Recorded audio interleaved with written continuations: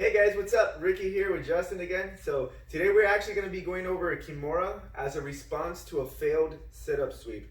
Okay, so kind of a Kimura from inside the guard with a little bit of extra detail. But first, what I want to do is I want to explain the idea of a Kimura when you're attacking it from the bottom. So we're going to do this standing up. So every time that we grab a Kimura, one very important detail, which you want to learn the easy way because the hard way is kind of painful, you don't want to grab a Kimura grip when you're with this kind of grip, a monkey grip, I guess, right? Because if you use your thumb, eventually your thumb can get caught and then it can get hurt. So just believe me in this one. You want to tie your hands to the rest of your fingers. I'm sorry, your thumb to the rest of your fingers.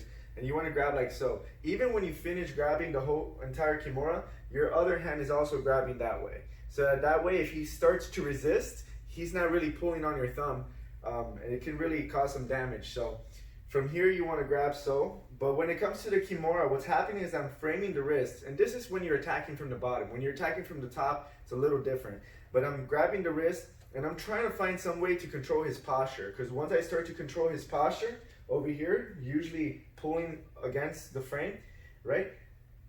I can start to use the Kimura grip to grab onto myself, making it a little bit difficult for him to regain posture. Actually, the only way that he can regain posture right now is if he were to use muscle or move around me in a way that didn't require muscle. But that might lead to other trouble for him down the road. So I'm going to be talking about the Kimura. So again, I'm pulling the tricep and I'm going to be grabbing the grip over here.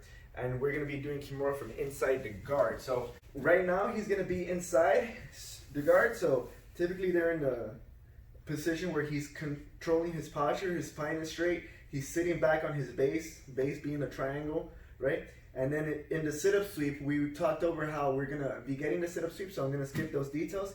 But usually when I come here and the person starts to sit back and I start going for my sit-up sweep, a lot of times when you go for it, the person makes himself really heavy. Now, if it were just natural and he weren't resisting at all with any muscle, he should fall, right? It's also very easy for him to fall if he continues going backwards. So it's kind of like just me bumping him. So if he was really going backward with muscle, it's really easy for me to do that. And a lot of times people do that to try to get out of the situation. But some people are really good at reading the sit-up sweep and they won't budge. So sometimes you go for the sweep and then you realize he's really strong right now. So in order for him to make himself that strong, he needs to distribute his weight forward, right? So if he distributes his weight forward, I'm not going to be able to feel like I can sweep him that way. So what I'm going to do is I'm going to be hooking the arm and I'm going to be falling on my elbow, but I'm going to be bringing the arm with me. So if you notice, I broke his posture. His posture is kind of parallel to the ground, right? And this connection over here, I'm going to keep it with me. And then my other hand is going to be waiting for the Kimura grip, like so, okay? So I'm going to be making my grip. And now from here, what I'm going to do is I'm going to be turning my hip towards the Kimura side. So right now my hips are pointing the other way. I'm actually going to use his body to kind of push my hips over to the other side. And now I'm just going to cross my feet. And if you pay attention over here, if I can pinch my knees and extend my legs, and then I can pinch my left elbow downward, it's really hard for him to regain his posture.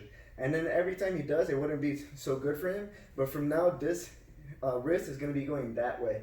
And this is kind of a very tight submission. So if you're drilling this, be careful.